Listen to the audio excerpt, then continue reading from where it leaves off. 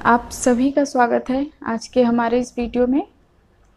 हम आदिकाल को पढ़ रहे हैं और आदिकाल को पूरा पढ़ने के लिए, पूरा तैयार करने के लिए हमने आपको बताया कि आदिकाल को 4 भागों में बांटकर पढ़ते हैं और इन चारों भागों का नाम प्रकरण देते हैं। प्रकरण 1, प्रकरण 2, प्रकरण 3 और प्रकरण 4। प्रकरण 1 में आदिकाल के बारे में कुछ सामान्य परिचय हैं। प्रकरण 2 में 3 तरह के साहित्य लिखे गए हैं: सिद्ध साहित्य, जैन साहित्य और नाथ साहित्य। इन तीनों में भी जैन साहित्य जो है उसका विस्तार अधिक है, उसमें ज़्यादा साहित्य लिखे गए हैं सिद्ध और नाथ साहित्य की अपेक्षा। तो जैन साहित्य में 2 तरह के काव्य लिखे गए हैं, एक है प्रबंध काव्य और दूसरा है मुक्तक काव्य। इसमें भी प्रबंध काव्य का जो विषय है वो अलग अलग जगह से या अलग अलग विशेषताओं के आधार पे उसको भी 3 तरह से बांट के पढ़ते हैं। ये सारी जो हमारा पढ़ने का तरीका है ये हमारी सुविधा के लिए ही है। तो जो प्रबंध काव्य है उसमें 3 तरह के काव्य लिखे गए हैं: पौराणिक काव्य, ऐतिहासिक काव्य और रासो काव्य। तो इन तीनों को हमने खत्म कर दिया, मतलब जैन साहित्य हमारा खत्म हो गया पढ़ के। अब हम नाथ साहित्य को पढ़ेंगे और नाथ साहित्य के बाद हम प्रकरण 3 को पढ़ेंगे और वो होगा रासो साहित्य। तो आज का हमारा टॉपिक है नाथ साहित्य। इसको अच्छे से हम लोग तैयार करेंगे। तो नाथ साहित्य का जो समय काल है वो है 11वीं सदी। स्रोत में हमने लिखा है, तो इसको लिखने का उद्देश्य यही है कि नाथ साहित्य से संबंधित जितने भी ग्रंथ लिखे गए हैं या आदिकाल से संबंधित जितने भी ग्रंथ लिखे गए हैं विद्वानों द्वारा या साहित्यकारों द्वारा, तो वो हमें याद होते हुए चलेंगे। अगर हम जितने भी साहित्य पढ़ रहे हैं उसके पहले हम स्रोत लिख देते हैं तो ये हमें हमेशा याद होता रहता है। जैसे हजारी प्रसाद द्विवेदी ने नाथ साहित्य लिखा है, नाथ साहित्य के ऊपर पीताम्बर दत्त बर्थवाल ने गोरखवाणी लिखा है, हजारी प्रसाद द्विवेदी ने हिंदी साहित्य का आदिकाल लिखा है और नामवर सिंह हिंदी साहित्य में अपभ्रंश का योग लिखा है। तो इन्हीं सारे ग्रंथों को मिला के जितने भी नाथ साहित्य से संबंधित तथ्य मिलते हैं सबको बताया गया है यहाँ पे। तो स्रोत को आपने देख लिया। अब हम देखते हैं कि नाथों का या नाथ साहित्य का विकास कैसे हुआ और नाथ संप्रदाय के जितने भी कवि हैं वो लोग कहाँ से आए हैं, कैसे उनका विकास हुआ है। इन सारी चीज़ों के साथ साथ हम इनकी रचनाओं को पढ़ते हुए आगे बढ़ेंगे। नाथ साहित्य का विकास शैव संप्रदाय से माना जाता है, तो जनरली यही मत ज़्यादा लोकप्रिय है। नाथ साहित्य का विकास शैव संप्रदाय से माना जाता है। शैव संप्रदाय कौन है? तो ऐसा संप्रदाय जिसमें भगवान शिव की पूजा होती है, तो उसी संप्रदाय से नाथ साहित्य का विकास माना गया है। अलग अलग विद्वान इनको अलग तरीक़ों से बताते हैं। तो राहुल सांकृत्यायन जो कि एक महान आलोचक हैं, इन्होंने नाथ पंथ को सिद्धों की परंपरा का ही विकसित रूप माना है। तो सिद्ध साहित्य आपने पढ़ा, जो बौद्ध धर्म के जितने भी साहित्यकार थे तो उन्हीं का एक ये विकसित रूप मानते हैं कि धीरे धीरे जो सिद्ध साहित्य था वही नाथ साहित्य में परिवर्तित हो गया है। हजारी प्रसाद द्विवेदी नाथों का संबंध शैवों से जोड़ा है। तो हजारी प्रसाद द्विवेदी भी एक महान आलोचक हैं, इन्होंने नाथों का संबंध शैवों से ही जोड़ा है। अगले जो आलोचक हैं राम कुमार वर्मा, जो कि एक सामाजिक आलोचक हैं, और राम कुमार वर्मा ने नाथ संप्रदाय का विकास कुछ इस प्रकार बताया है: मंत्रयान, वज्रयान, सहजयान और फिर उसके बाद नाथ संप्रदाय। तो मंत्रयान सिद्धों में ही एक परंपरा थी। जो सिद्ध थे वो अपने धर्म के प्रचार के लिए अपने मंत्र को, अपने धर्म को मंत्रयान में परिवर्तित कर दिया था। तो तंत्रों मंत्रों की सहायता से वो अपने धर्म का प्रचार कर रहे थे, लोगों को अपनी तरफ आकर्षित कर रहे थे।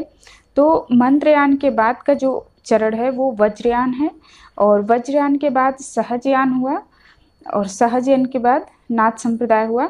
तो इस तरीके से राम कुमार वर्मा नाथ संप्रदाय का विकास मानते हैं। कुछ मेन तथ्य हैं जिनको याद रखना जरूरी है, और नेट के एग्ज़ाम के लिए ज़्यादातर तथ्यात्मक चीज़ें ही आती हैं, तो इसलिए इन सारी चीज़ों को पढ़ते हुए हम चलेंगे तो ज़्यादा अच्छा रहेगा। गोरखनाथ नाथ संप्रदाय के प्रवर्तक हैं। तो नाथ संप्रदाय में सबसे ज़्यादा मत्स्येंद्रनाथ और गोरखनाथ, इन्हीं दोनों लोगों का योगदान है नाथ साहित्य के विकास में। तो प्रवर्तक कवि नाथ साहित्य के गोरखनाथ हैं। उनकी हठ योग साधना पतंजलि के योग से मिलता है। तो गोरखनाथ कुछ योग जैसा अपने संप्रदाय में हठ योग का नाम दिए हैं उसे। तो जो योग दर्शन था वैसा ही कुछ हठ योग दर्शन है। हठ योग साधना में 60 चक्रों का प्रावधान है। तो जैसे योग करते हैं और इसमें भी योग जैसा ही है, तो इसमें सबसे पहले 60 चक्रों के माध्यम से कुंडलिनी जागरण होता है।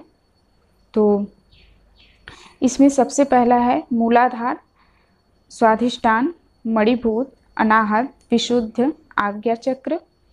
तो सबसे पहली जो अवस्था है हठ योग का या कुंडलिनी जागरण का वो मूलाधार है।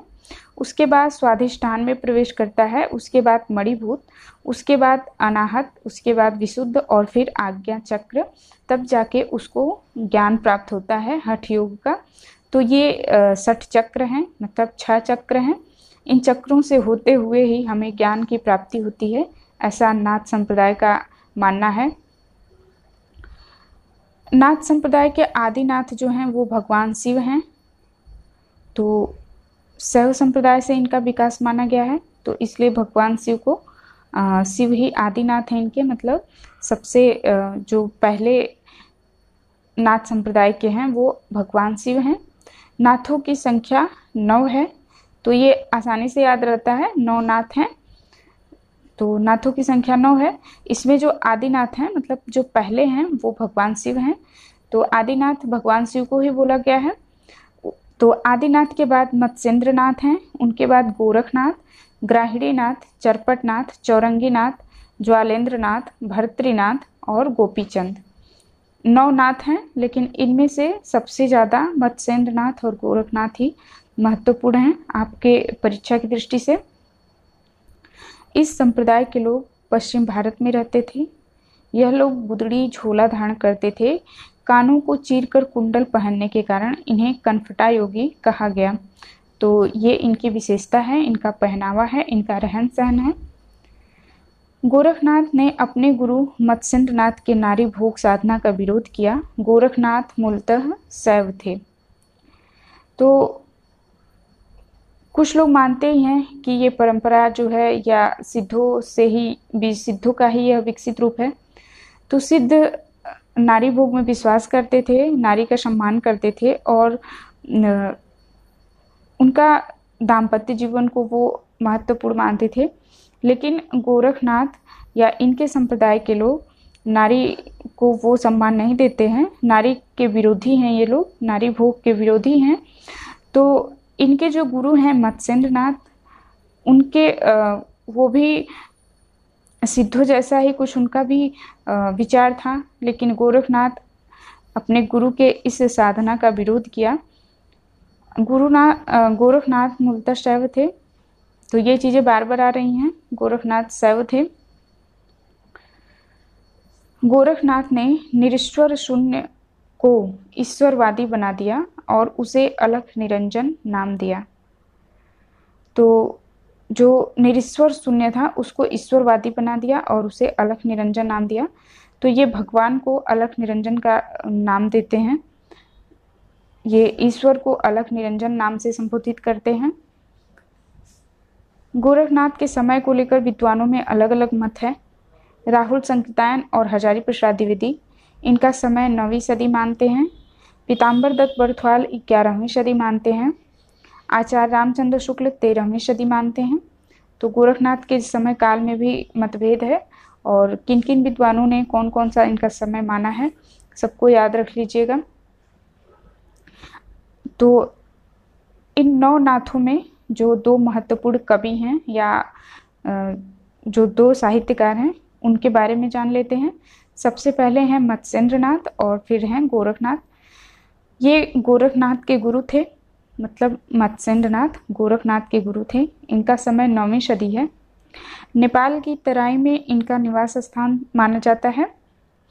ऐसा माना जाता है कि भगवान शिव सागर तट पर पार्वती को योग का रहस्य बता रहे थे।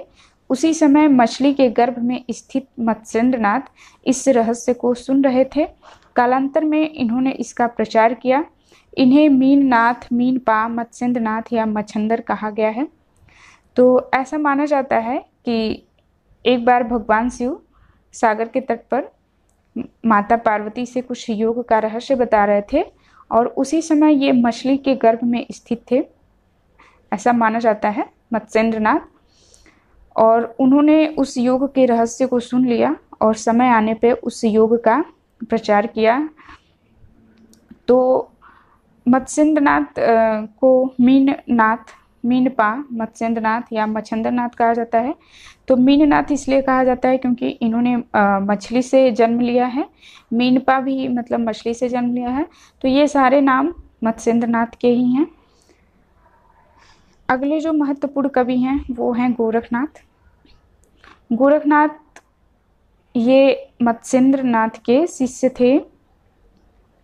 इन्होंने पंचमकार, तो जो सिद्धों में पंचम कार का प्रचलन था, जैसे मांद, मध्य, मांस, मत्स्य, मुद्रा और मिथुन, तो इन सभी चीज़ों का विरोध किया और इसके प्रतिक्रिया में अपना संप्रदाय विकसित किया। तो ये पंचमकार जो हैं सिद्धों का, उनका विरोध किया गोरखनाथ ने। गोरखनाथ ने इंद्रिय निग्रह पे विशेष बल दिया। तो इन्होंने आत्मनियंत्रण या इंद्रियों के नियंत्रण पर विशेष बल दिया। अपने शिष्यों को नारी से दूर रहने का कड़ा आदेश दिया। गोरखनाथ ने अपनी रचनाओं में गुरु महिमा, इंद्रिय निग्रह, प्राण साधना, वैराग्य, मन साधना, कुंडलिनी जागरण आदि को महत्व दिया। गोरखनाथ ने ईश्वर को अलख निरंजन नाम दिया। बाह्य आडंबरों का निषेध किया। चित्त की शुद्धि तथा निवृत्ति का उपदेश दिया। तो ये सारी बातें गोरखनाथ के विषय में हैं। इनकी ही रचनाएं हैं जो एग्जाम की दृष्टि से ज़्यादा इम्पोर्टेंट हैं। इन्हीं की रचनाओं को पूछा जाता है, अगर पूछा जाता है नाथ साहित्य से। तो इनकी जो रचना है उसमें है प्राण संकली, नरवय बोध, आत्मबोध, रोमावली, ज्ञान तिलक, पंचमात्रा, ज्ञानामृत। तो नाम से ही थोड़ा सा स्पष्ट हो जा रहा है कि ये सारी चीज़ें आत्मज्ञान, आत्मबोध, इंद्रिय निग्रह, ये इन सारी चीज़ों से रिलेटेड है। अब नाथ साहित्य में कुछ शब्द आते हैं या कुछ और भी चीज़ें हैं जिनको परिभाषित करना जरूरी है, जिनको जानना जरूरी है। इसमें है हठयोग। हठयोग का तात्पर्य बलपूर्वक योग करना नहीं है। तो जैसा कि हठयोग एक बार उच्चारण करने से हमें लगता है कि कोई ऐसा योग होगा जिसमें बहुत कठोरता होगी, लेकिन ऐसा नहीं है। हठयोग का तात्पर्य बलपूर्वक योग करना नहीं है। हठ का अर्थ है सूर्य नाड़ी और चंद्र नाड़ी। तो ह का अर्थ है सूर्य नाड़ी और ट का अर्थ है चंद्र नाड़ी। दोनों नाड़ियों का योग हठ योग है। सामान्य भाषा में ह का अर्थ दाहिनी ओर की वायु और ठ का अर्थ बाईं ओर की वायु। तो जब हम श्वास लेते हैं तो हमारे नाक के दाहिनी ओर और बाईं ओर का जो वायु है उसी के आधार पे हठ योग को बताया गया है। तो वायु को अंदर खींचना ह है और बाहर निकालना ठ है। तो इसी का सम्मिलित नाम हठ योग है। हठ योग के बिना प्राणायाम या प्राण विद्या सिद्ध नहीं हो सकती। योग सिद्धि के लिए केवल शरीर ही नहीं, मन पर भी नियंत्रण आवश्यक है। तो ये सारी चीज़ें नाथ साहित्य से जुड़ी हुई हैं। नाथ साहित्य की कुछ विशेषताएं देख लेते हैं।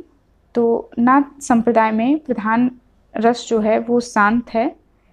तो नाथ संप्रदाय में शांत रस को माना गया है। यहाँ पे छूट गया है लिखना। भाषा अपभ्रंश और पुरानी हिंदी है। नाथ संप्रदाय में शारीरिक बंधनों से मुक्ति की प्रबल कामना है। इस संप्रदाय में दृढ़ अनुशासन एवं मर्यादा का पालन आवश्यक है। शक्ति से शिव का योग हठ योग है।